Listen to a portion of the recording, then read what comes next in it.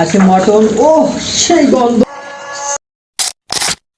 তো hello guys, এখন বাজে রাত 9টারও বেশি। বাড়িতে কাউকে না জানিয়ে রেডি হয়ে নিয়েছি, বস্তা টস্তা শীতের যা পোশাক আছে সবকিছু পরে নিয়েছি আমরা কলকাতায় চিল করতে যাওয়ার জন্য। তো বেরিয়ে পড়েছি অলরেডি। তারপর আমি ওয়েট করতে থাকলাম ট্রেনের জন্য, আর ট্রেনে করে আর বনগা থেকে আরো 3 জন আসবে। ট্রেন আসার পর আমি উঠে পড়লাম ট্রেনে, আর এইখানে এসে ওদের সঙ্গে দেখা করে একটু ভালোই লাগলো, কারণ অনেকদিন পর দেখা হয়েছে। তারপর আমরা আড্ডা মারলাম, আর এর মধ্যে আবার খাবার চলে এসেছিল ট্রেনে, তাও আবার খেয়ে নিলাম।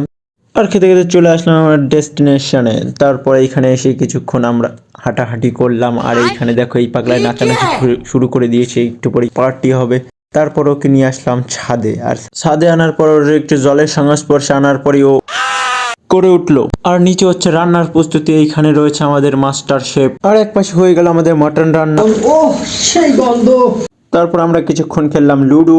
তারপর অনেকদিন পর ঢুকে গেলাম আমরা ফ্রি ফায়ার খেলার জন্য, আর এইখানে একটা বড় ফাটাফাটি হয়ে গেল। এরপর আমরা রাত 2টো নাগাদ দিলাম তাস অর্ডার, আর 10 মিনিটের মধ্যেই কিন্তু এগুলো দিয়েও গেল আবার। তো আজকের মেনুটা দেখে নাও, এইখানে রয়েছে রুটি, এইখানে রয়েছে মাটন, আর এইখানে রয়েছে হচ্ছে চিকেন।